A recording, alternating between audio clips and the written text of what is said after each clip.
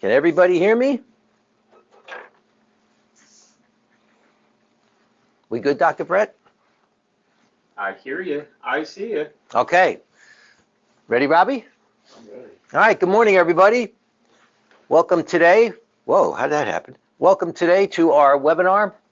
Today we are doing radiant heating floor design, or radiant floor heating design. My name is Jim DePalma. With me today answering our questions, it will be Mr. Rob Clemens. And working the board today is our Master of Marketing, Mr. Brett Klima. And today we are going to try to tie together the best delivery system for low temperature heating systems. We've been building through our webinar series with a lot of air to water heat pumps, electric boilers. So you saw the presentations that Rick and Anthony have done for Electro with their product. You've seen the presentations they have done for SpacePack and the SpacePack Hydronics. Again, another air-to-water heat pump system. And last week, myself and Dave Holdorf, gave you information on Taco System M, another air-to-water heat pump product. We're trying to make hydronics still relevant as we are hurtling into the world of electrification. And Radiant Floor is going to be your best delivery system when it comes to hooking up to air-to-water heat pumps. So, just as we're getting started here, let's do some housekeeping. On your screen, you will see the 3 hash marks right there. So you can expand the screen, make me smaller, make me disappear, whatever you choose to do. On your screen also, under questions, please type in your questions. Rob will answer them as best that he can, and if there's something he feels that's really important for the group, he will let us know, and we will discuss that. And also let us know if there's a group of you in one location watching this webinar. That's important to us. We would like to know that. So we just have an idea of how this is all working for us, all right? All right, so Robbie and Brett, if you guys are ready, we're gonna go. All right, I got thumbs up, ready to go. Okay, so our agenda for today, we are going to be talking about how a radiant floor actually works. So after all these years of doing radiant, all right, I'm finished 32 years here at Wells Darby. I'm in my 33rd, and I've been doing radiant for double-digit years here. There's still a lot of people who don't really truly understand how a radiant system works. And I want to concentrate today on making sure we're going to install the system correctly, and we take into account the envelope that we're working in. This is really, really critical when it comes to a radiant system. All right, really, it's really critical to any heating system that you do and/or cooling system. The envelope is the building, and the information you have to give us, or you find out for yourself if you're designing the system. So we are going to make sure that the system can handle the load. So how does the system actually work, and the information you need? This is critical. All right, I do a lot of designs, and a lot of times I get barely any information. And we don't like to take assumptions. So I end up calling, emailing, asking, and I need information. And we'll show you what that information is today. You have multiple installation methods, and this is something that you, the installer or the end user, you have to decide. It is not up to the designer. So a lot of times we get asked, well, you give us the best. There is no best. They all work. They all work if you're going to put them in properly, and we need to know your method of installation. Am I going to be below or above the subfloor? Am I going to be in a slab? Is the slab above or below grade? All this information is critical for us knowing how to lay out the system. What is your best low temperature heat source options? Well, like I told you, we've been talking a lot about air to water heat pumps. So they're going to be some of your best options. We do have modulating now electric boilers, and we still have our gas-fired modulating condensing boilers. So to take advantage of a low temperature system, we want to make sure the system will be operating as efficient as possible. And zoning. This is something that's really important to me, especially when it comes to radiant. We have the ability to easily zone many, many rooms. And that's not really doing it to layer on cost. It's really to make sure that the system will be as comfortable as possible, because the building envelope is going to dictate that heat loss, and certain rooms are going to need higher temperatures than other rooms. And we can easily handle that with zoning and actually not add a lot of cost to the system. All right, because the way we try to design is we try to use the least amount of material possible, and zoning allows us to do that. And you'll see that as we move along in today's presentation. All right, so how does a radiant floor system work, or how is it more comfortable? Well, because we're going to bring the heat and to where we are standing, where we are sitting, and if we're laying down on the floor, we're going to warm objects and surface areas. We're basically controlling the amount of heat that we lose off of our body. That's what we're doing here. And the jobs that I see, a lot of these jobs have the great room or the foyer open up to the second floor. I just did a project where the kitchen was opened up to the second floor. So heating that with forced air, all right, heating that with a air-to-air heat pump is going to be a challenge, because what happens when we heat air? Everybody should know it's going to rise. But a radiant system acts like the sun. It's going to radiate energy off of the floor. If we did it in the ceiling, it would radiate down off the ceiling. And even if you put it in the wall, it'll radiate off the wall. And you've all experienced this if you've ever been in a room with a standing cast iron radiator. The system can be off, yet that cast iron is hot, and it continues to radiate warmth off of it. And with a radiant floor, it's controlling the amount of BTUs that we lose off of our body. On average, everybody's giving off 400 BTUs a person. We're radiators. And we're going to lose it by evaporation, by convection, and natural air currents. Different percentages for all three. And if we can control the amount that we lose off of our body, we feel more comfortable.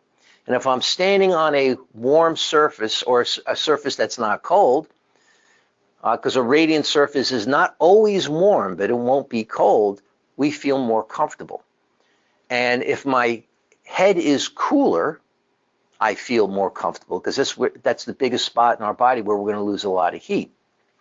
You've all experienced this. If you've worked on a job and it's a new construction job and it's been going on through the winter, and you're standing on the slab and the slab is cold, you're feeling that through your feet and you're uncomfortable.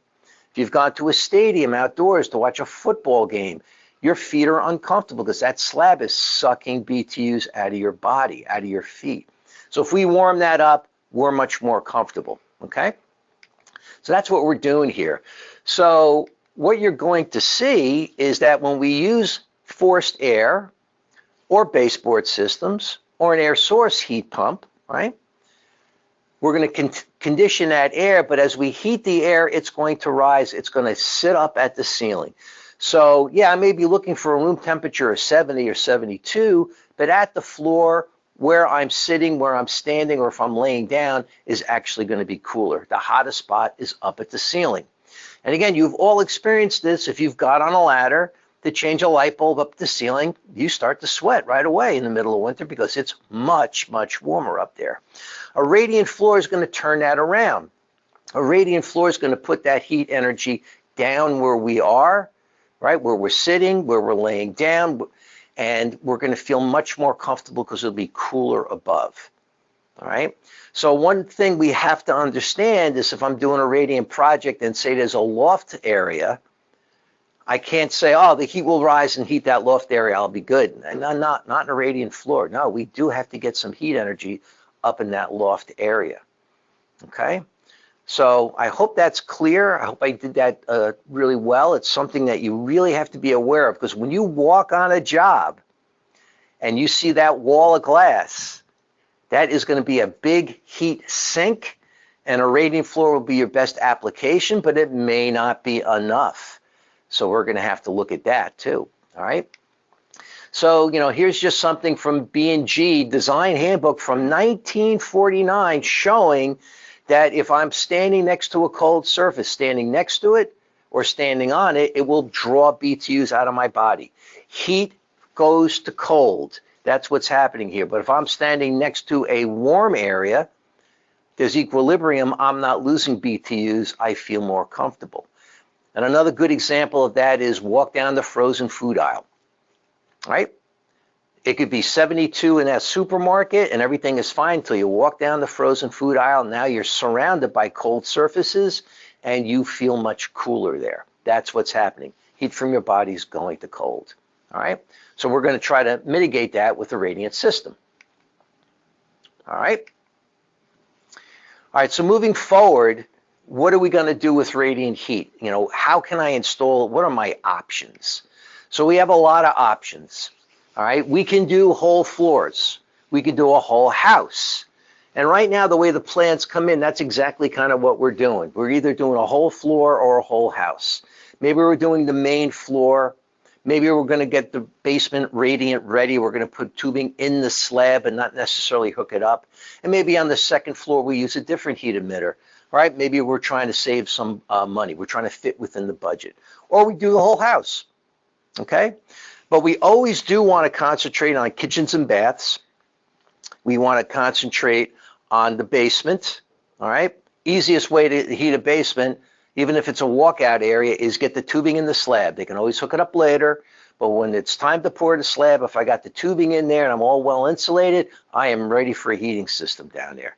Doing it after the fact could be quite expensive. All right, you'll also see that we can do a lot of additions, remodels, and floor warming. Floor warming is a very profitable way to look at radiant heat because what I'm doing there is I'm just going to make the floor neutral. It's not going to be my primary heat, but I'm going to take a cold surface, keep it neutral, possibly make it warm to the touch if needed, and yet it's not my primary, and I'm going to deliver much more comfort to that area. Rooms that are over crawl spaces, all right? Very, very smart method to help make that room much more comfortable, okay? So this next slide here will show you, here's a whole house application, and you can see that I've got the radiant down in the basement, okay? So I'm slab below grade, but then when I get to the first floor here, I can either be on the subfloor, so on top of the sub, or I could be below the sub. Or up here on the second floor, I can be on top of the subfloor or below the subfloor. It does not matter. Oh, hey, let's heat the garage. Maybe I got a little shop in the garage, or maybe I work on cars there, right? That's my man cave. That's where I'm going to spend a lot of time. And yeah, we can do snow melting. And believe it or not, in New Jersey, we still do a lot of snow melt systems, and a lot of them can be pretty substantial. So anywhere you can get the tubing, you can now deliver radiant heat, okay? So other installation options. So we have the slab. So if I'm building a house, building a garage shop or whatever, there's going to be a slab, perfect area to put the tubing, all right? That's your perfect delivery system. Because once I get that slab up to temperature, that slab will be radiating heat energy, all right? We'll have very long and few cycles once that slab's up to temperature, and it's generally a very, very good system. Poor floor underlayment.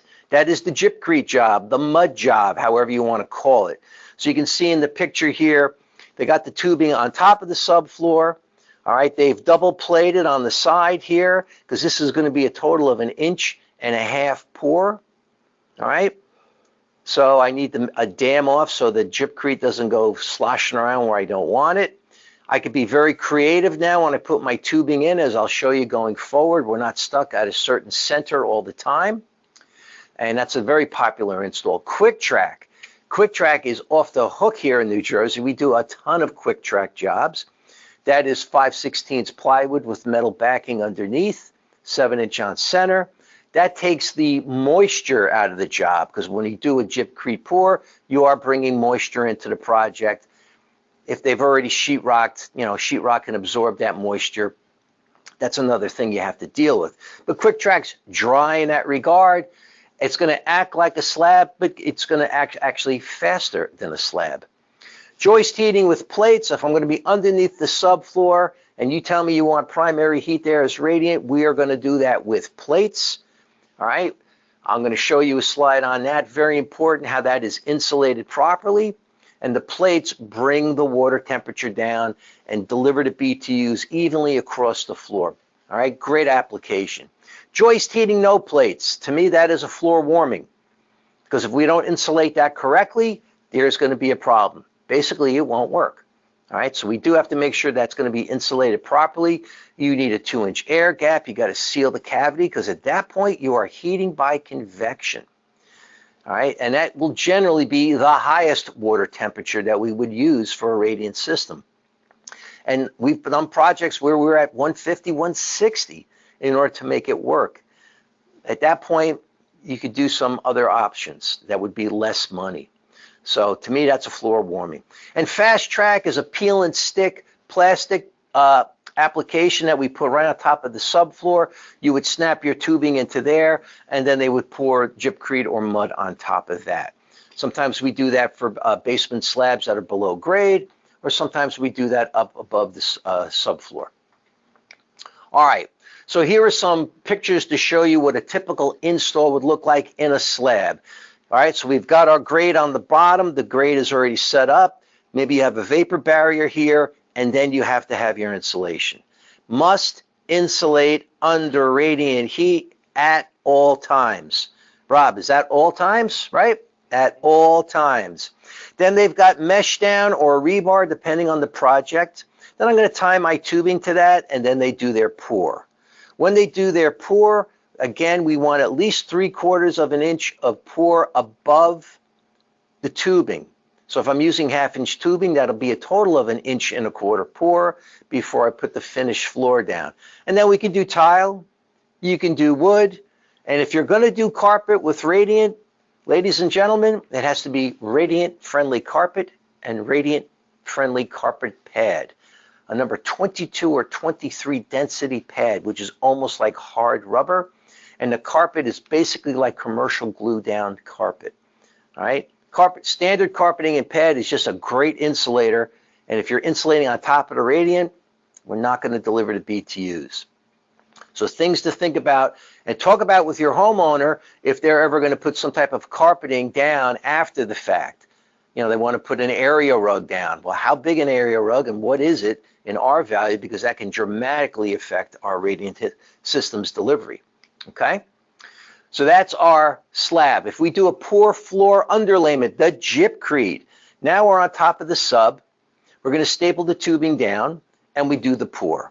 You still have to insulate, always. So now you're going to be under the subfloor insulating. And here's where you can be creative. If I'm doing a job and I have the wall of glass, which is quite popular, I can have my tubing much closer in centers near that outside wall of glass, and then open it up as I go further into the room. So let's say I can do that room at 12-inch on center. I may be 6-inch on center at that area because that's my greatest heat loss, and then I can open it up as I gradually move into the room. All right? A lot of creativity we can do here when it comes to a gypcrete pour. So how would that look here? So there we are. We've stapled our tubing right down to the subfloor. Then we've done our pour, and then we can either put a carpet and pad, but again, radiant-friendly carpet and pad. Or if it's going to be a wood floor, you can see that they've put what we call sleepers down. They put sleepers down in between the tubing. So we're either going to be 6-inch, 9-inch, 12-inch on center. Then I've got my sleepers in there. We fill that with the gypcrete. We screed right to the top of the sleeper. Now the wood floor installer's got something to nail his wood floor to. Okay? So that should be very clear, and this is a very popular install. And again, what do we see underneath the subfloor? Insulation. Must be there. All right? Even if we're over a conditioned space, we need to insulate under that radiant floor, because we want to drive the BTUs up into the floor. We will lose BTUs to below, even if the area below us is conditioned. And that may be working fine until you get to the extreme day, and now I'm short BTUs. So you must insulate. There's no money savings by not insulating under a radiant floor over a conditioned space. It's only going to cost you more money if you don't. So you must insulate under that radiant floor. All right, quick track. Quick track, very, very popular here. I mean, I've done like 5 jobs over the past month and a half. They were all quick track jobs, unbelievable, and large houses.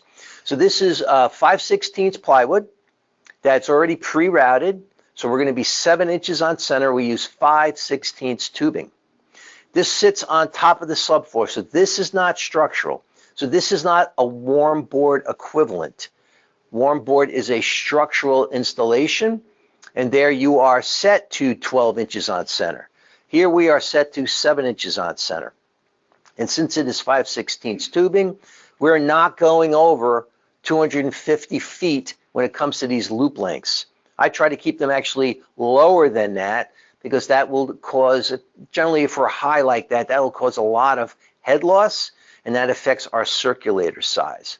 So this is a dry system. So again, I'm not bringing in any moisture when I'm installing it, so they can have already sheetrocked.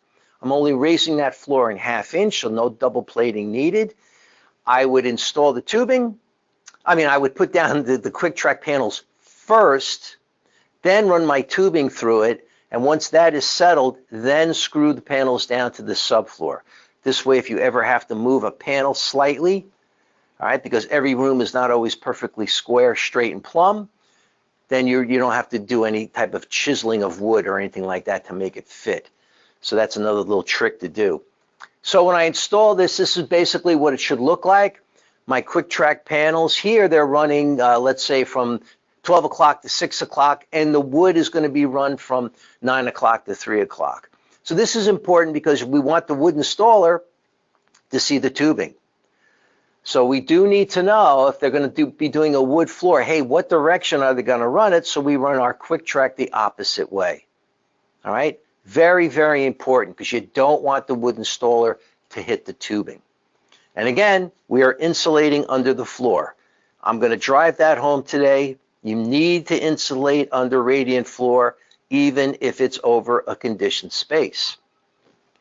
All right, so here's a quick track install. Now down on a basement slab. So somebody buys a house, they're renovating, hey, let's do radiant down in the basement. And, I've got some ceiling height considerations. So I'm going to raise the floor 1/2 inch before my finish. So maybe it's going to be a total of 1 1/4 inch raise if I'm doing 3/4 wood or tile, 1/2 inch tile. Maybe it's just 1 inch. But I still have to put some type of insulation or thermal break between the radiant and the slab. And here we would do it with 5/8 plywood. So I can put the 5/8 plywood down on top of the pre-existing slab. Then I would lay my quick track panels down, screw them in after I run my tubing. That plywood would give you an R value of about 2. And in a basement below grade, not a great heat loss to begin with, that would be enough of a thermal break in order to make that work. All right? All right, moving on. Jim, I got a couple questions Oh, here. we got questions. Awesome. Shoot, Robbie. One gentleman wants to know what you would do with over existing basement tile.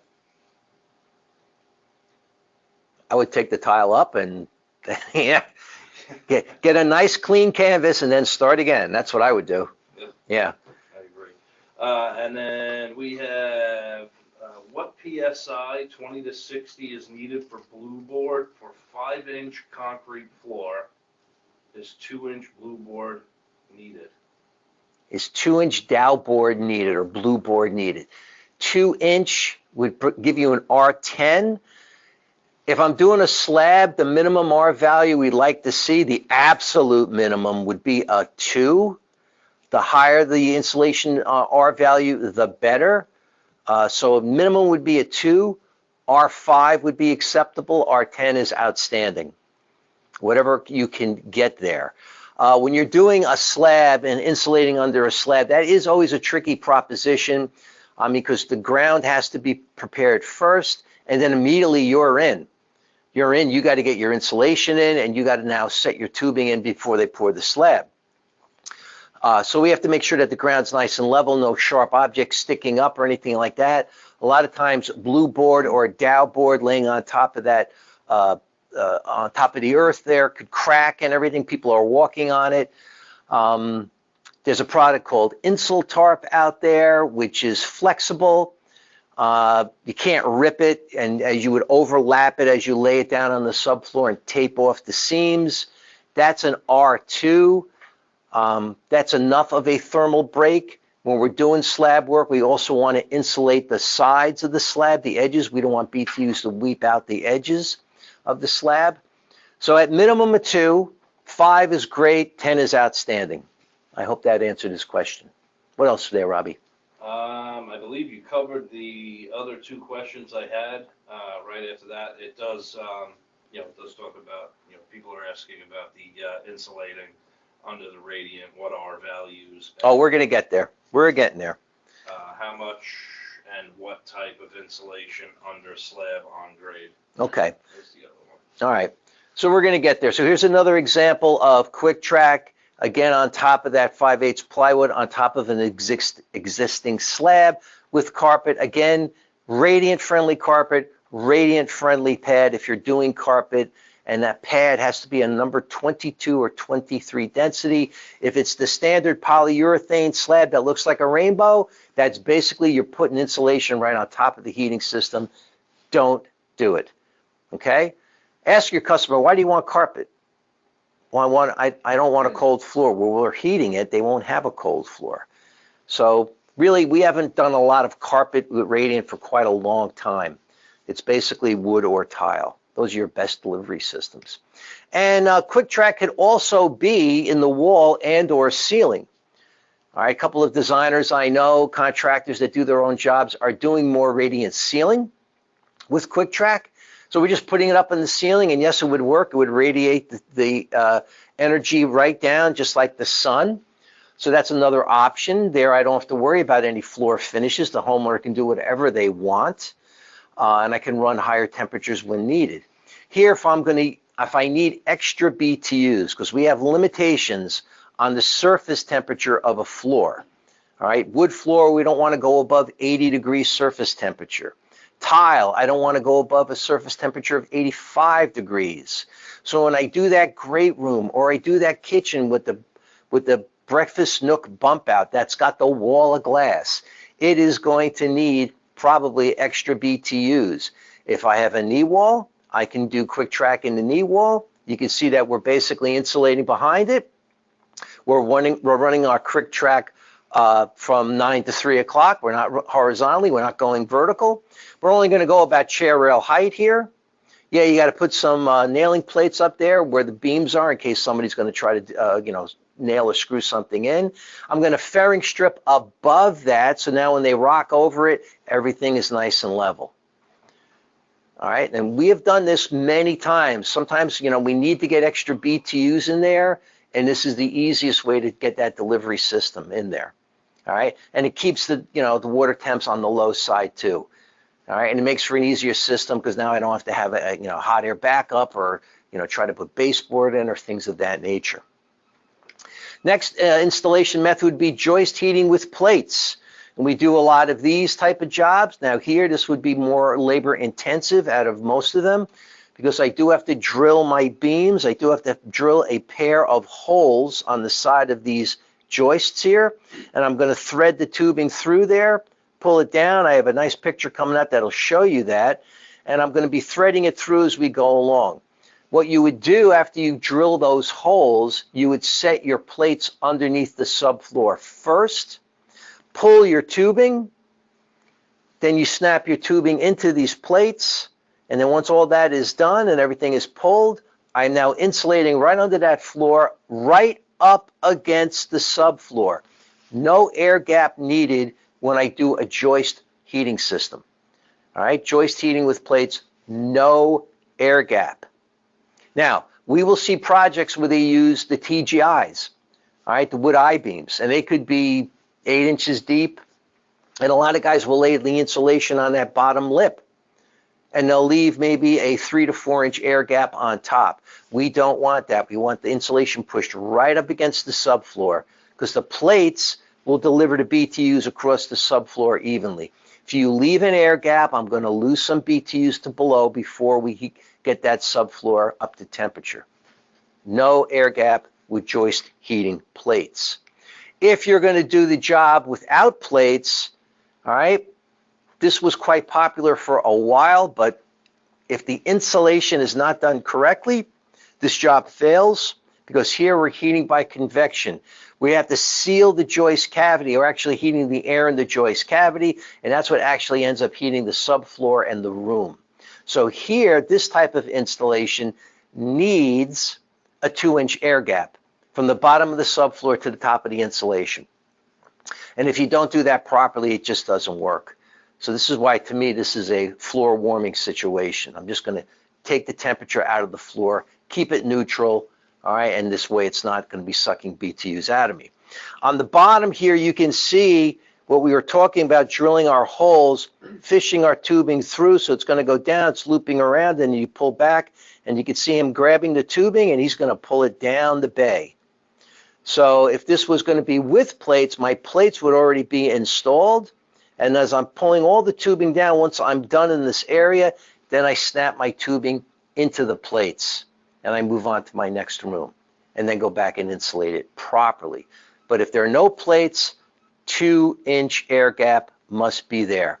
And anytime I'm under the subfloor insulating, I want to make sure I'm insulating right to that end of the joist, right up against the sill, and cover it up, because I can lose BTUs outside through the joist cavity if I don't do that also. All right. This installation, if it's going to be primary heat, will use a higher water temperature. And if I'm getting into the 150s, 160s, I can probably do that with panel rads and save a lot of money. All right. So this is something to me which is not really good for primary. So another example of that install, there it is. We like to use PEX clips. This will hold the tubing off of the subfloor by about 3/16 of an inch. Because if it's stapled right against the subfloor and I'm putting a decent temperature in there, I could feel with my feet on the floor where the tubing is. And we don't want that. We don't want people to even think about the heating system when we do a radiant system. It should just be comfortable. So the tubing is suspended off the bottom of the sub, as you could see. And then I have my insulation with a 2-inch air gap underneath. Okay? All right, moving forward. So now you've seen your methods of installation.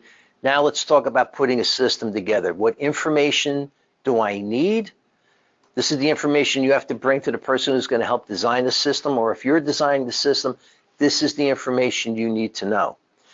Anybody could take a room, figure out the square footage of tubing based on the square footage of the room, based on centers, 6, 9, 12.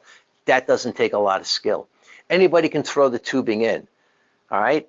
But a top installer, a top designer will understand water temperatures, surface temperatures, limitations, maximums, minimums, and make sure the system's going to sing. And this is what you want to do. Because, guys, this is the most expensive heating system you could put in for your homeowner or for your own house. Let's make sure we're going to do it right. Let's make sure it's going to sing.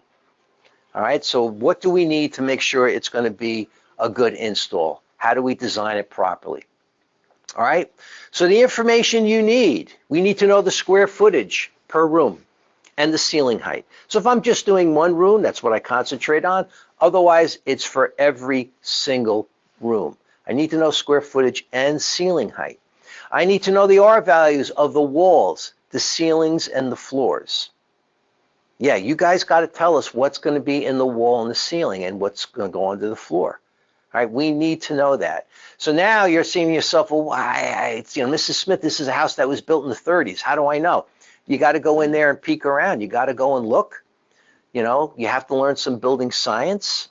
I have a slide coming up that'll give you basic installation R values based on the type of construction at the time. But heck, if it's plaster and lath, you got to know that there's nothing there, and we have to know that so we design the system properly. And something like this is something you need to discuss with your homeowner, that maybe if they are buying that old house, they're buying the old farmhouse, and they're going to, rehab it. They're going to make it look like they did on TV. That's their project. That's their goal, right? One of my kids wanted to actually do that, and they never realized the amount of effort, time, and money involved. You're going to have to, make that envelope up to code, up to spec now in order to do, excuse me, this type of a system. So these R values are critical. All right, you need to tell us. R values of the windows and the doors, and if there's skylights, we need to know their square footage. I get a lot of plans, and there's windows marked on there, but with no elevations, I don't know the size of the windows.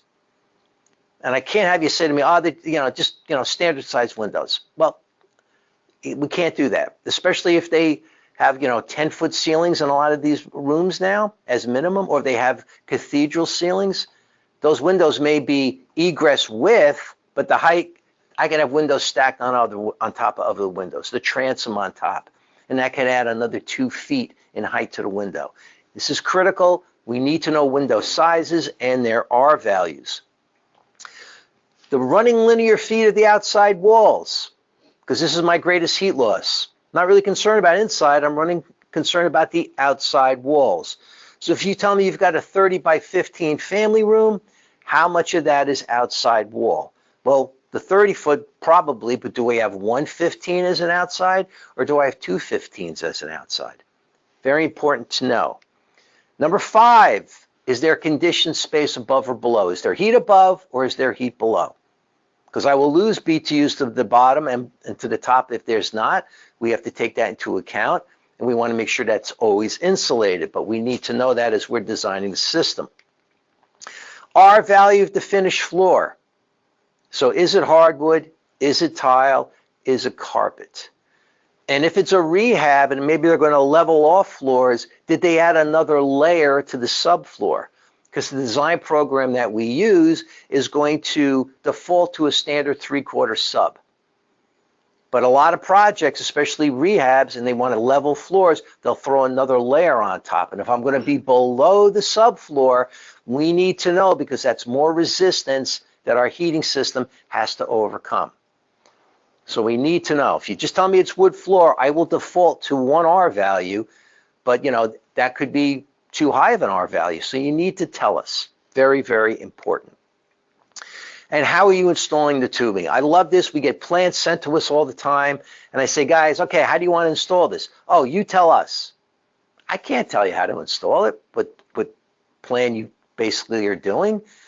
If the house hasn't been built yet, well, we can go on top of the subfloor. Oh, let's do a pour. But now your architect has to make sure that he has taken that weight of that pour, because even though it's gypcrete, it's lightweight concrete, there's still weight there. He has to take into account if his structure can handle that weight. And then they have to double plate, which means now windows and doors have to be set up a little bit higher. So that has to be known beforehand. If it's already been framed, and now you want to do a gypcrete pour, well, that could cause some issues because windows and doors are already set. Okay? If it's a rehab, I'm not going to be ripping up, maybe the subfloor and things of that nature. So maybe I'm going to go now underneath the joists. All right? It depends. It's going to depend on every job, but you need to tell us. All these radiant installations work, and they work brilliantly if done correctly. So there's not one best. There's not one best. Everybody has to tell us how they want to do it. Okay? So, yeah, our value is very, very important. So here I've got a job, and here's just a nice little basic floor plan, and we're going to design this system.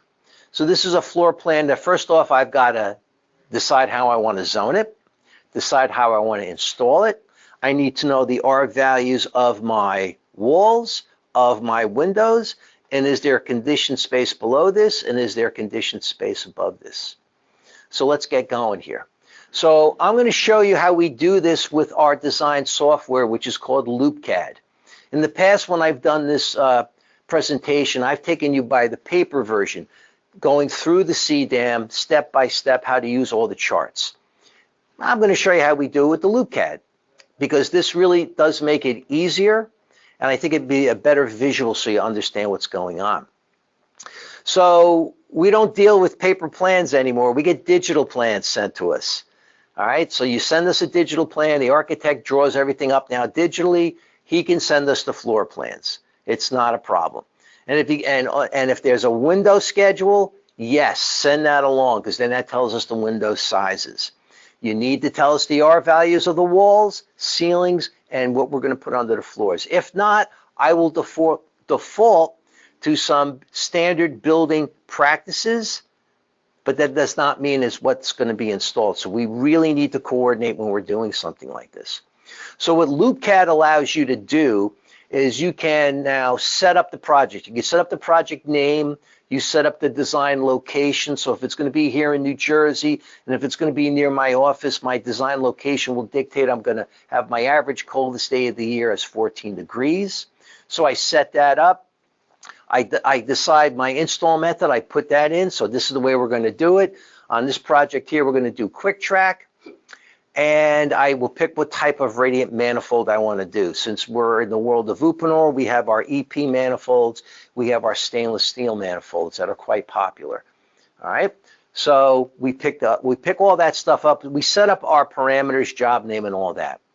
Then I import the floor plan. So basically, on that screen, you will see background settings down here, and I will click on that, and that allows me now to import the floor plan. So if there's multiple floor plans, I'll have a main floor, second floor. If it's basement, main floor, second floor, they'll all be on there on different sheets, if you want to think of it that way. I just click on it, there's my main floor, click on the basement, there's my basement floor, and I can import it in. And then what I'm actually doing is going to draw, I'm going to go to where it says draw a wall or a rectangle and draw around the perimeter. And as I'm drawing around the perimeter, I'm setting up the square footage, right? So I draw around the perimeter, then I set my scale, and now I'm really getting very exact square footage. All right, so this is really important. This way we give you the right materials, all right? We give you the right amount of tubing, quick track panels, what have you. And then after all that is done, now I start drawing with my walls the interior rooms. And as I'm doing that step by step, it is building up a heat loss. So every time I add a window, add a door, it starts to change the heat loss. And I also label each room. So you can see outside here, I put the labeling of each room in there. And if you could see it, if you blow it up pretty big on your screen, you'll see that it's actually starting to give a floor temperature or a water temperature and BTUs. So as I keep adding more and more to this, it keeps updating the heat loss. So we're going to do that step by step. So on the side there, you can see there's windows, there's doors. I click on there, I bring it over to where a window is, I paste it in, and then I can manipulate the size of that window. I do that all the way around. Any outside doors, I put them in and manipulate the sizes there. Once all that is done, then I'm ready to move on. One other important thing to show you is in the kitchen and in a bathroom, vanities, cabinets, those are areas where we generally are not going to put tubing. Now, if I'm underneath in the joists, yeah, I'm going to be pulling tubing through there because I do have to get to another area here. And I'm going to be pulling the tubing this way. So yeah, tubing will be under there, but knowing that this area is not going to be heated space, I will have less plates there. I wouldn't be putting plates under there. If it's quick track, well, I have to take this area out. I'm only going to be putting the quick track in the available floor space. So kitchens and bathrooms, especially master bathrooms where you get the double vanity, the corner or neo-angle shower, or the big double-seater jacuzzi in there, you can take a large bathroom and actually shrink the amount of floor available as my heat delivery system. So we have to be cognizant of that, so we have to know where all these cabinets are. If I just get a rectangle, say master bath, and there's nothing in there, that's dangerous. You got to tell us so we can take that to account because we may need some supplemental heat. So once all that is done, now at this point I also decide how I'm going to zone this floor plan. And I like zoning, and with radiant heat we should zone because I will have different temperatures throughout this, and I want to keep the cost down on the system. I don't want to have manifolds all over creation and multiple mixed valves, not necessary. Generally on a 2-story home with a basement, we can make it a 2-temperature system. The basement will be the lowest temperature. First and second floor, we can get to the same temperature by zoning, and by zoning across the manifolds. So I use less manifolds. So I decided here when I was doing this to zone out the master suite as a separate room. The master bath definitely as a separate room. This is open here. So this line that you see here is a room boundary split. So this is, one area, so I get the heat loss for this area. This is one area here, but this is open in the floor plan. So this became one zone. So far I'm up to 3. The 2 bedrooms definitely made them one zone. But if you were like, I want to take a little bit of cost out, you want to make them one zone, that's fine. But to me, bedrooms should be their own separate zones. And if you're interested in sleeping better, if you're having a hard time, the cooler the bedroom, the better. So, you want to have your separate zoning here. And I just tied this interior bathroom to one of the bedrooms. The storage area here, the homeowner said, yeah, we're not going to heat that. It's okay. It's an unheatable space, but I'm going to use that as a place to put my manifold for one area. So once that is all done, we move on. And here is where I'm showing you that what we did per room. So I would dress the room, give it its name, give it its zone, all right? Put the room temperature in that I want. So if they're all going to be the same temp, I do that in the beginning. Otherwise, I can manipulate that by clicking on General. Then I click on the floor. Here's where I decide what kind of an install it's going to be. And that means I can have multiple installs on the same design. So if one area is going to be suspended, but then I got another area where they added on with just slab on grade, and I'm going to put the tubing in the slab, I can change the install method there. Floor covering R value. This is where I put in my floor covering R value. So you see a 0.5. So for this room, to me, 0.5 dictates tile. So if you tell me tile and you're not going to give me any other parameters, I'm going to use a 0.5. If it was wood, it would be a 1. But it could be a 0.8, it could be less, or it could be higher. Because if they added extra subfloor to level out the floor, that R value goes up. But if it's a standard 3/4 sub and hardwood on top, 3/4 oak, it's going to be a 1. And then there I can see whether it's conditioned below or not by clicking on the box. And I put my floor insulation in. My default will always be an R11 under the floor. The higher the better, but my default will always be an R11. So if you ask me, R11. That will fit underneath anybody's subfloor, not a problem. If I move on, I click on ceiling. I got to put in the insulation R value for the ceiling. New construction is generally an R30. But depending on when the house was built, it could be an R25. So if it's 10 years old, it could have been a 25 or a 30. If it's 20 years old, it could be an R25, or it could be an R20, or it could be down to 15 or 11, depending on the age of the home. So if we're rehabbing homes, which we're doing a lot of, at least in my territory here, because we don't have a lot of space to build new homes anymore, so we're rehabbing homes, we do have to go in there and check this insulation R value, and a lot of times the homeowner should upgrade that insulation, okay? And then we would click on there whether it is exposed, unconditioned, or not. Okay, so we do that. Then we go to walls. And this is really important because now when it comes to our walls, the construction is going to dictate the R value.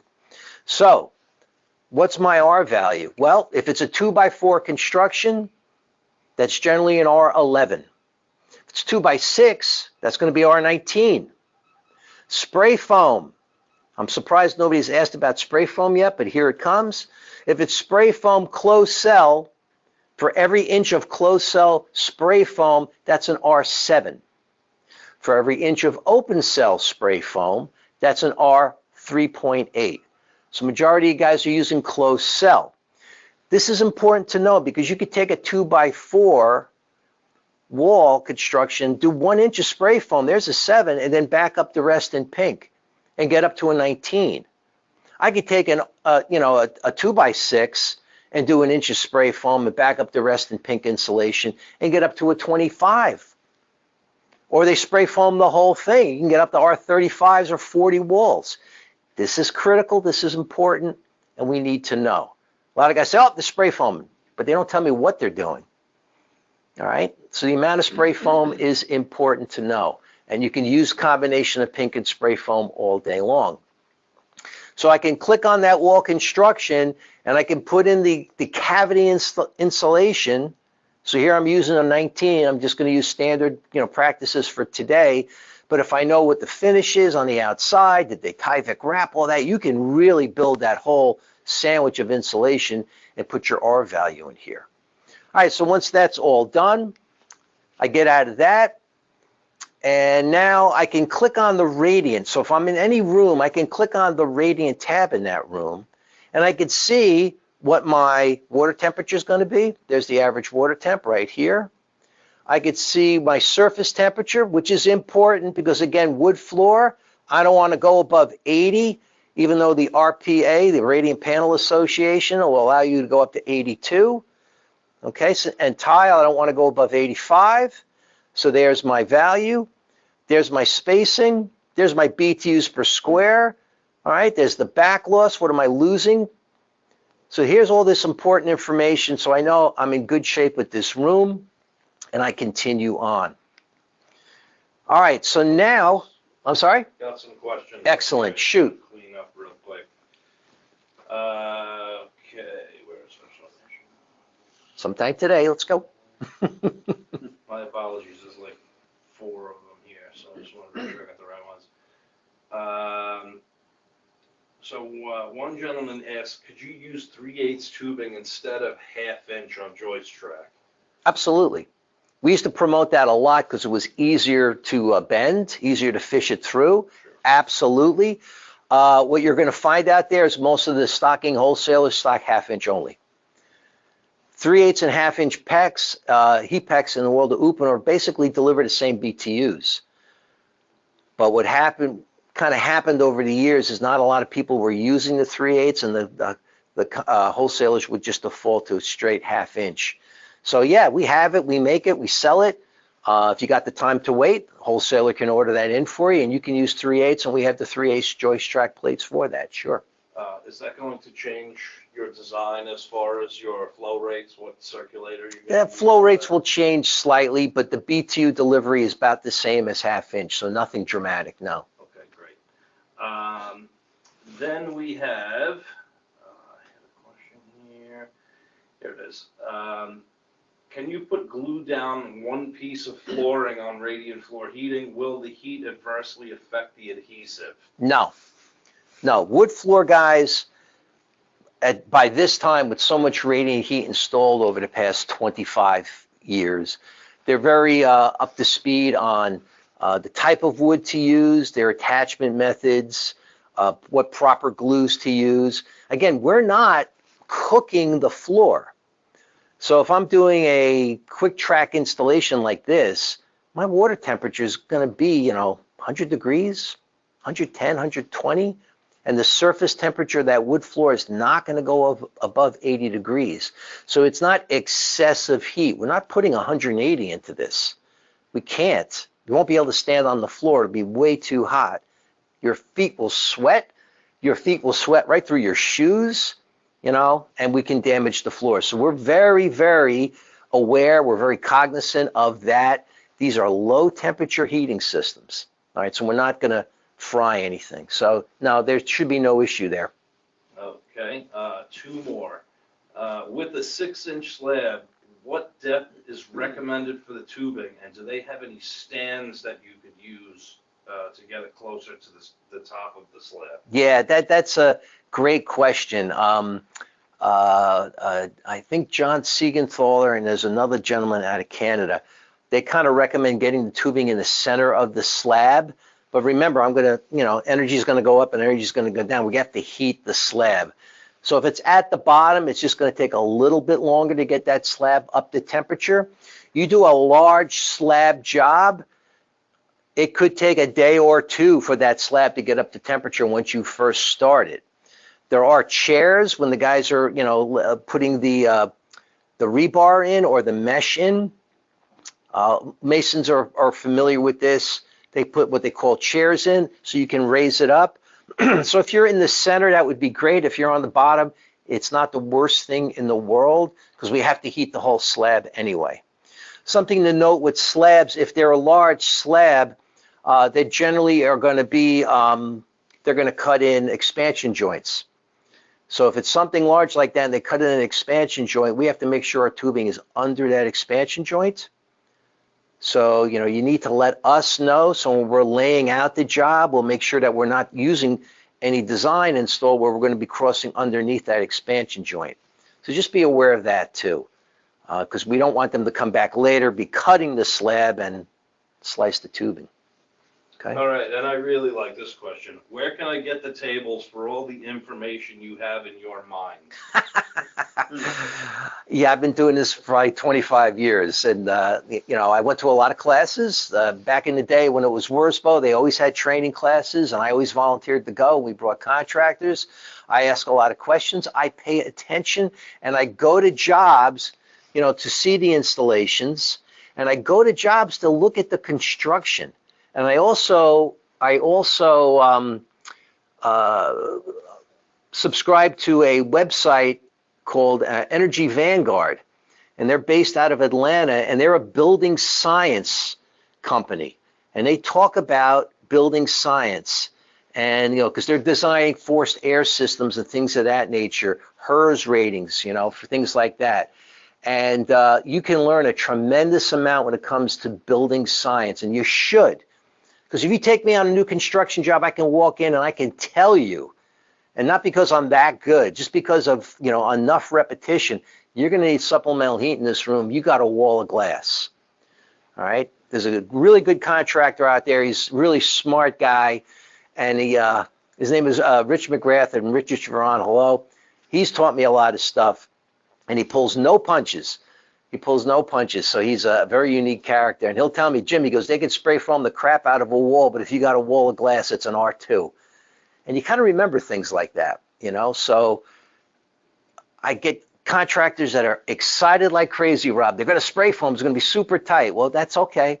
How much are they spray foaming? And if you got that wall of glass, it's an R2. So it just takes time. But pay attention. You can learn. You can download the Uponor CDAM, which is about yo thick, and to me it's the Bible of radiant heat. Download it, read it. You read it, you can be doing what I'm doing all day long. This isn't rocket science. We just want to follow the basics of install and design. If we do that, these systems sing. When we don't pay attention to the basics, that's when these systems fail. And if they do fail, you have disappointed customers, and radiant doesn't work, and they'll tell their friends it doesn't work, and we don't want that. They work brilliantly. Our building right now is radiant heated, and we do it off a commercial water heater because we can, and it works fine. But our building is not tight because we didn't build it, and they skimped on the building envelope, and we have air leaks. So there's times when you're sitting at a desk by a window, it's actually cold, though the room is at 70 degrees. So we experience the good and the bad here too because of poor construction methods. Anything else there, Robbie? Yeah, actually, we got a couple more in while you were talking. The Bible of Radiant Heat Systems, Brian Barnhurst wants you to say that name again. It's from Uponor. So if you go to uponorpro.com, you want to download the CDAM, the Complete Design Assistance Manual, the CDAM. And they've been upgrading it over the years, all right, as their different products have changed and different install methods have changed. But the basics are the basics, and that's what I'm giving you today. You follow them, everything works. All right. Another pretty good question here. So what happens when you have mixed emitters, radiant, baseboard, and In the same room?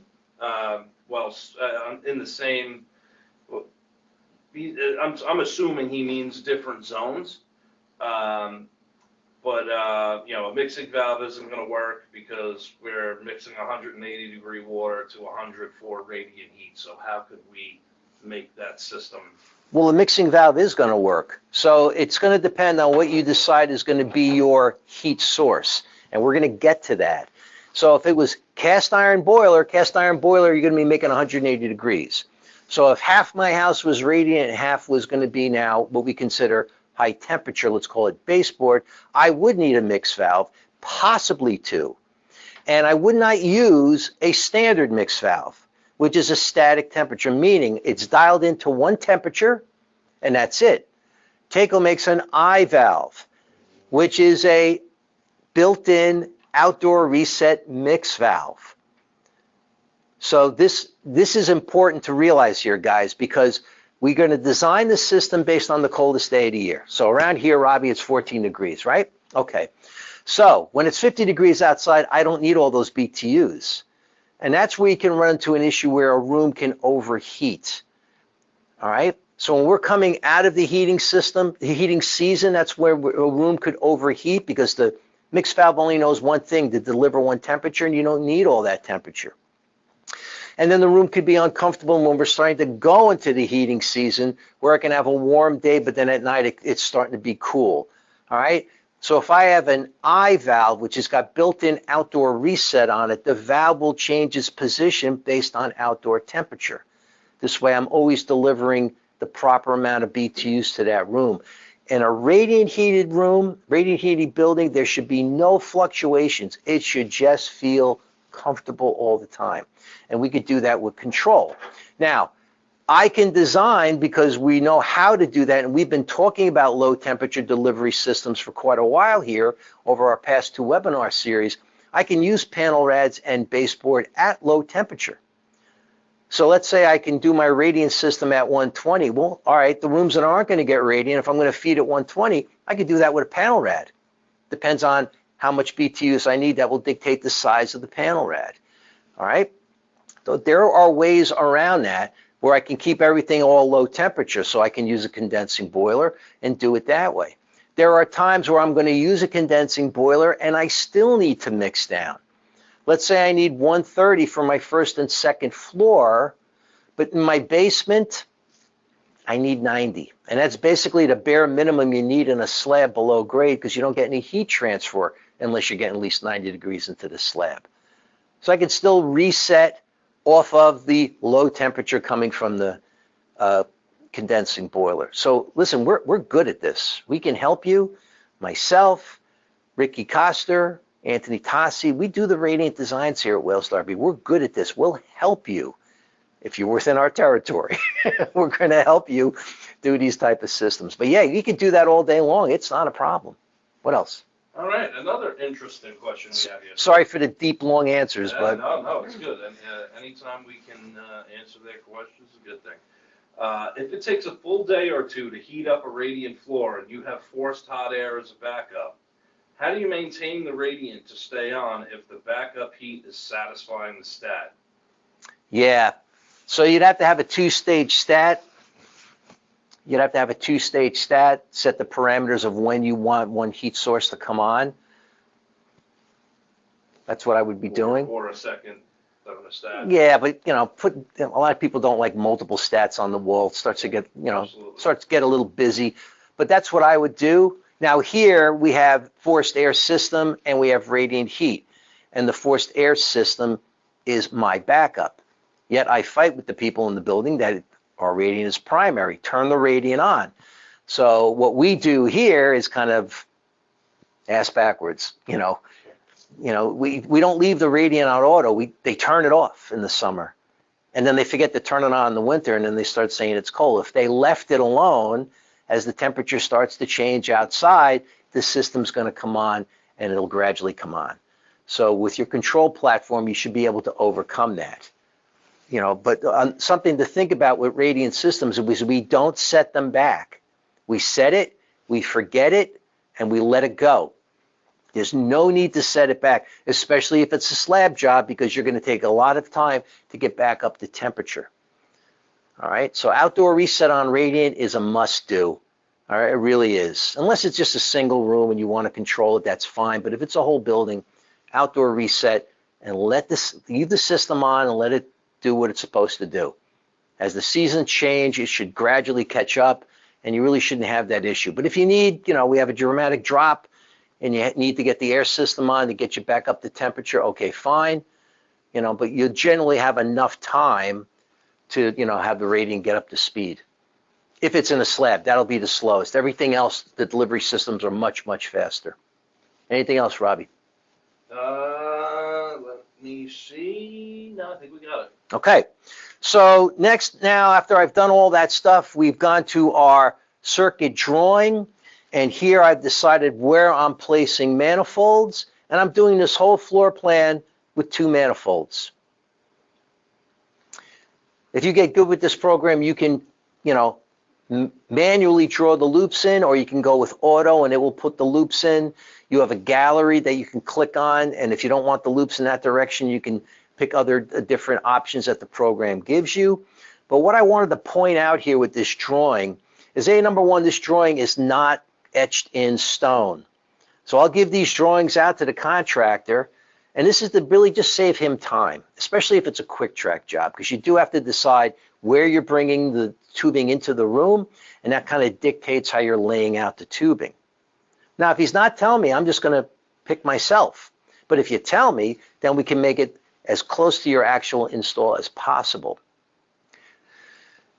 So this is not etched in stone, because you can get on the job and they change things. Oh, what was a closet on the plan is now not a closet. Oh, we added a closet over here, so it changes things. So this is just to give you a good starting point. You can be creative when you lay out the tubing, even if it is in a quick track system. You're not set to always be 7 inches on center. I do have to bring supply and return in. I can actually just run that tubing down on top of the floor, fill in the gaps with plywood, and then continue with quick track panels. There are ways to do this. All right, so basically I picked these locations for manifolds because this is a dead storage area here. I could put the manifold in that room and then feed this room. This is leader length, so this is the length of the tubing. So a little bit of leader length here, feed this room. All right, and I'm doing this all from one location. Then over here, we did the exact same thing. I grabbed a spot here in this wall under the vanity. That's what I decided. Or since this particular job is over a basement, I can have the manifolds in the basement ceiling and then come up into the floor.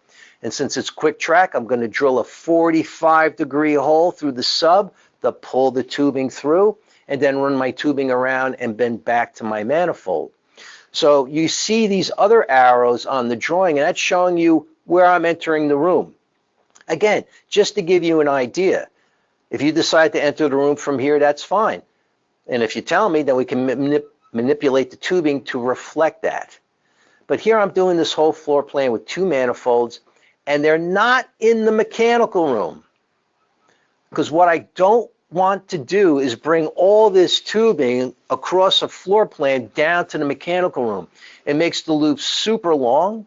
It's going to make your circulators larger. The head loss is going to be higher. It's not effective. But if I set the manifolds as close to the rooms where I want to, now I'm just sending a supply and return to those manifolds.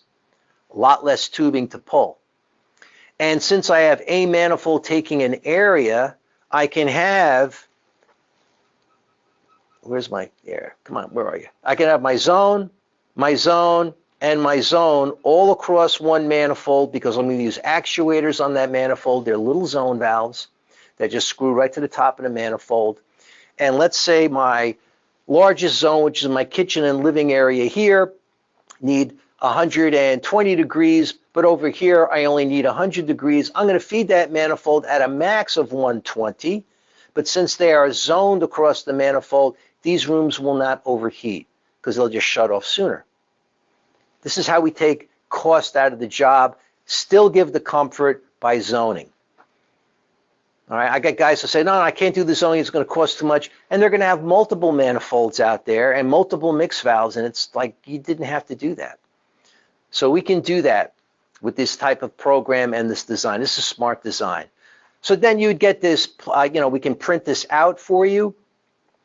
And now you have at least a reference point. But again, it's a reference. It's not etched in stone. If you don't put it in exactly the way the loops go, it's okay. You'll be all right. You will figure it out. All right. So once this is done, I can click on radiant setting and pull up my manifolds and circuits. And now this is showing me what rooms are on the manifold. It's showing me the loop lengths to each room. You'll see over here where it's showing the manifold, it looks like a black arrowhead. That's telling you that on that manifold, we have actuators. So you see how many circuits on the manifold, loop lengths, flow rate. I've got my total flow rate for this job, which is 2.13 GPM, and I got to overcome 13.4 feet of head. And on this screen, I can also click on the manifold and tell it how far my supply and return piping will be, so I size that pipe right. I see this all the time. Guys will just indiscriminately run 3/4 PEX to any manifold. And everything could be great from the manifold out, but then I got a 60-foot run in one direction. That's 120 feet of supply and return tubing, and he ran 3/4, and that could add 10 feet of head. So we don't do this. We size the supply and return tubing to keep the head loss down. So a lot of times you're going to be running 5/8 or maybe even 1-inch pipe. Keep the head loss down. And basically, if that's for a majority of the floor plan, but the rest of the floor plan could be 3/4, now it's up to you. Do you want to buy one roll of 1-inch? You just do them all in 1-inch, or do some in 1-inch, some in 3/4? It will depend. But I want to make sure I'm keeping the head loss low. I want to make sure I try not to go above 10 feet of head, but if I'm slightly over, no harm, no foul. And I want to make sure that I'm using circulators that are common. That if it failed on a Saturday, you can run to the wholesaler and get the exact circulator because it's a common circulator. I don't want to have some exotic size circulator to make it work. I hope that made sense. This is really important. Sizing the supply and return is critical.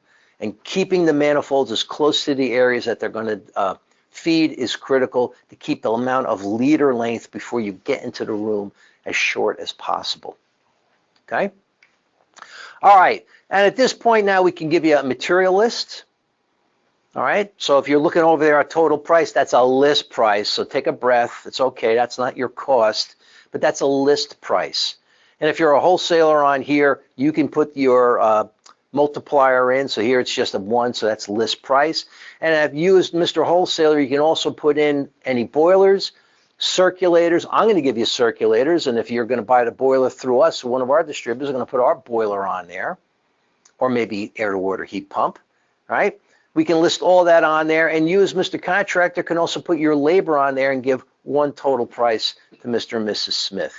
I got my reports. I can click on my reports, and that will generate all the information that I need. So I can have it on the job, and I have a reference to, what manifold goes where and what rooms are on it, water temps, floor temps, GPMs, all that. You can we print out the drawing for you here. So again, that's a reference for you on the job. So you can really present a very professional package when you're going to be doing these type of jobs. All right, so I want to move along here. So now we've been talking about, low temperature delivery system and radiant. What are my most high efficient heat sources? So we're going to tie this together to the products we've been talking about, a lot of our air to water heat pumps. So Electro is a very interesting company for us. Besides their electric boilers, they make very high efficient air to water heat pumps with a backup electric boiler built right inside here. So I've got a coaxial heat exchanger here. This is where my refrigerant gas will come in. This is what's going to heat my water. All right, so it's really a pipe within a pipe. That's how we're making the heat exchange. I can use anybody's heat pump unit outside here. They do have on their website some of the better matchups that are the most efficient. And now I can deliver a low temperature system. Okay. Sweet spot, as you can see on the screen here, between 120 and 130. These air-to-water heat pumps work within our territory here. A lot of them can easily get down to 5 degrees, and now we're into negative numbers too. But again, I'm talking 120, 130. That backup electric boiler that's in there has got a modulating element on there. So if we're not keeping enough temperature there, it'll come on, get the tank to temperature as quickly as possible and off. So it wouldn't be on constantly. And since I'm heating mass, whether it's subfloor or slab, all right, I should have less heating cycles per hour regardless. This type of system you see here, Electro's out of Minnesota, a lot of radiant heat in Minnesota because Uponor is in Minnesota. So this combination works very well out there, and it gets freaking cold in Minnesota, right, Robbie? So if it works there, it's going to work here. There's one of your options, all right? Rick and Anthony presented on the Space Pack air-to-water system. Slightly different. This is our Solstice Extreme. This will go down to negative temperatures. And here you have to like bring in some other products to make the whole package. So you could get the buffer tank with some backup element through Space Pack. Otherwise, you can support your own buffer tank. But here I'm going to support a buffer tank. That's going to be my heat collector, my battery, if you care to think about it that way. And here we're showing you where I'm going to do some radiant. And I'm also going to go to some hydronic fan coils. And you can get hydronic fan coils today that are low temperature input, high temperature output, all based on the amount of coil that's in there. And here we could do it with heating and or cooling. So another great option for you here. Then Taco, last week we presented on Taco System M. So this is a package system where I got my outdoor unit and I've got my hydro box inside.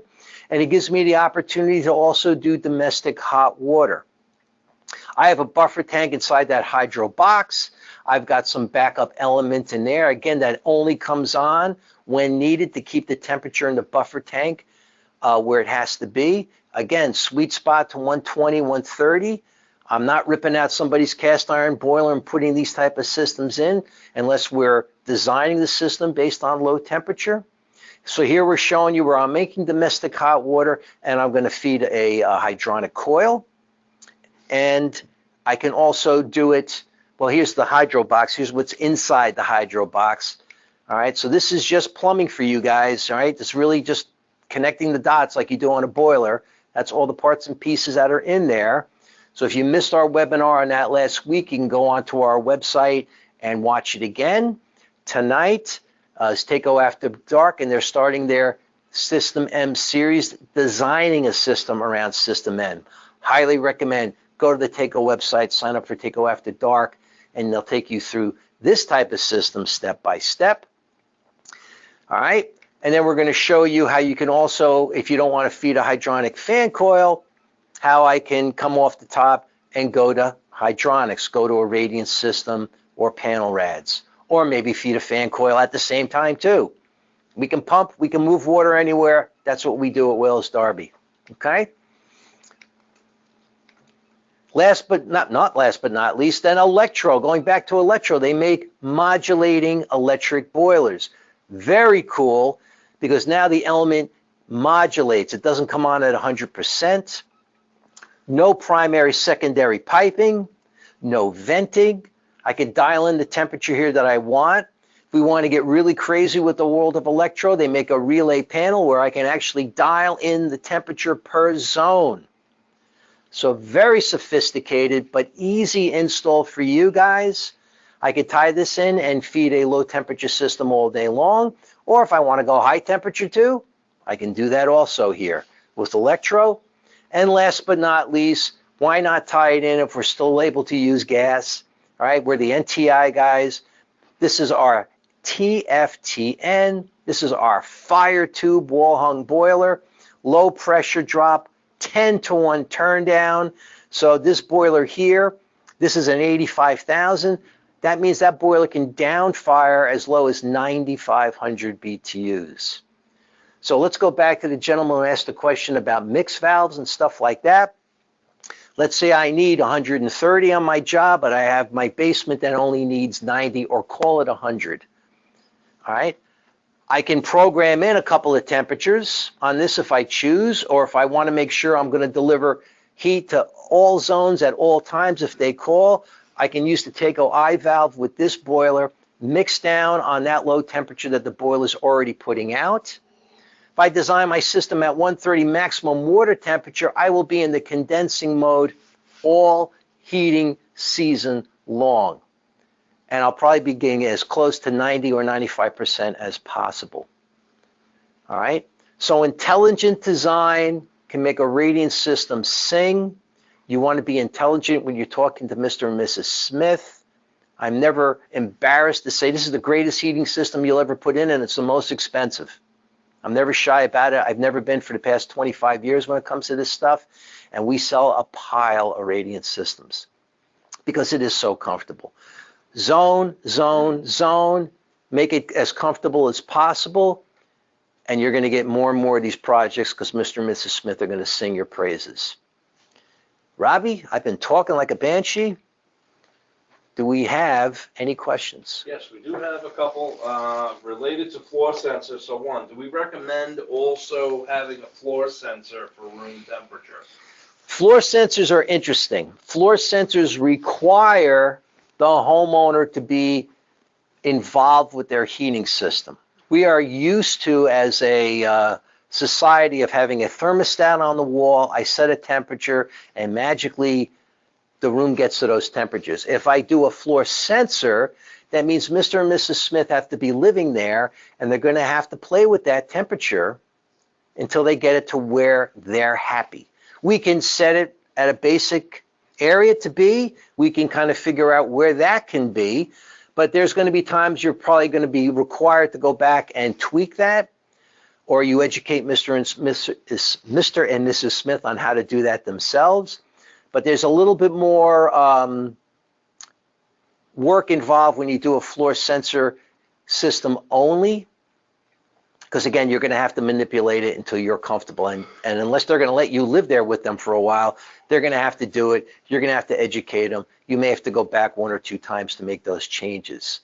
So I don't use them a majority of the time. If somebody wants them, no problem, we'll put them in, but I'll let them know they need to understand the instructions on how to set them up, and they may have to be able to go in there and, and change things, on a specific room here and there. I hope that made sense. Sure. I believe that's probably it. Oh, actually, we did have a couple of questions about where to find LoopCAD. All right, LoopCAD, you can go to the Uponor site, you can download LoopCAD, and you'll get 30 days of a free trial.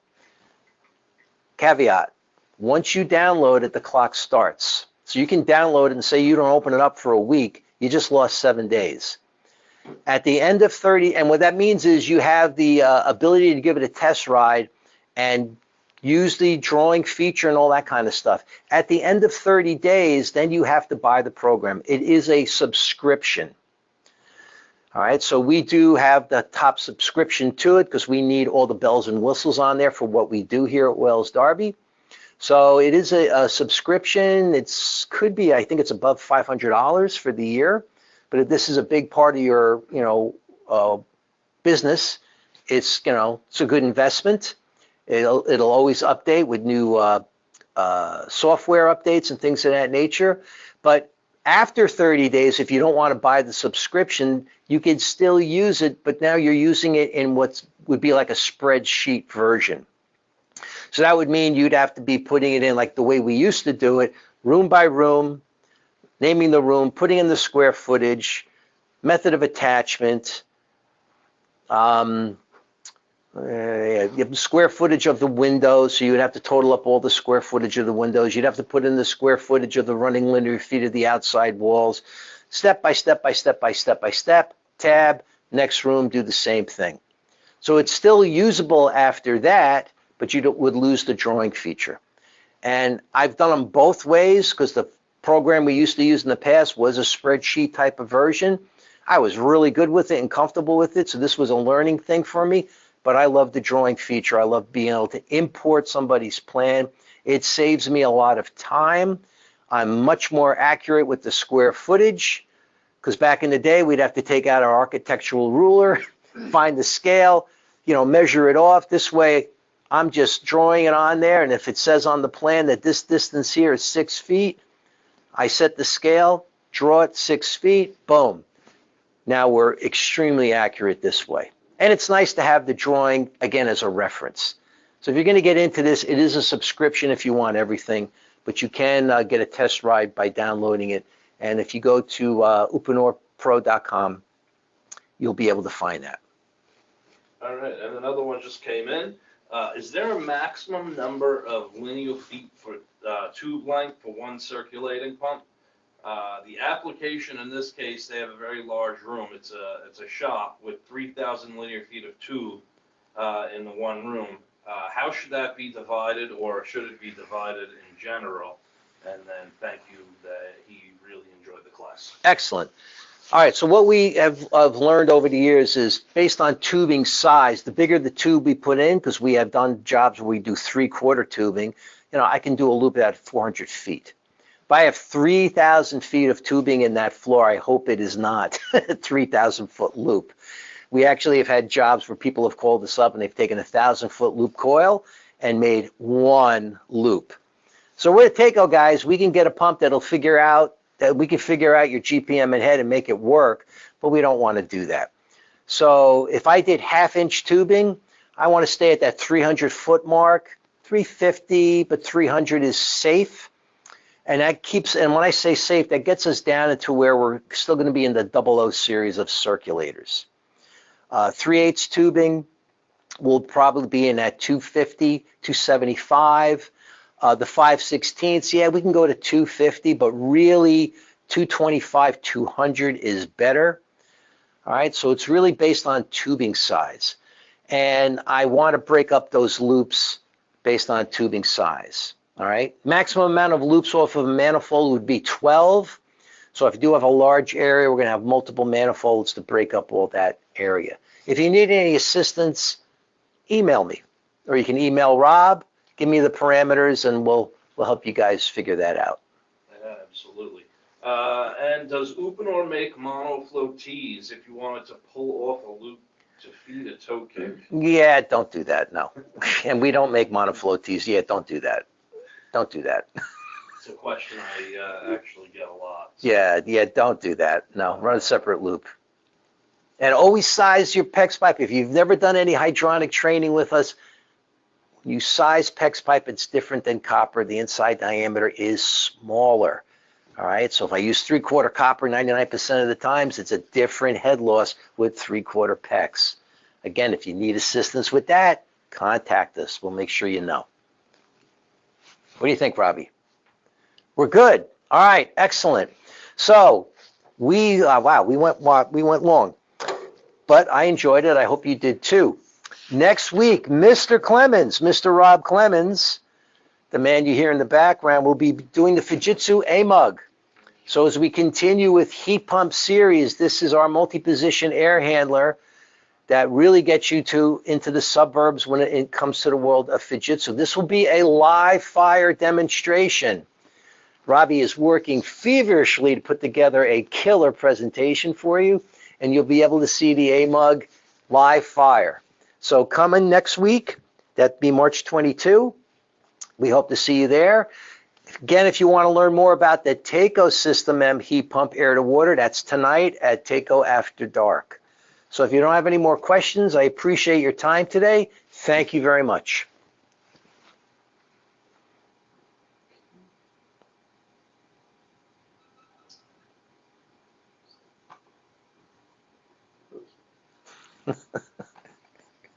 Still on. Still live. Bye.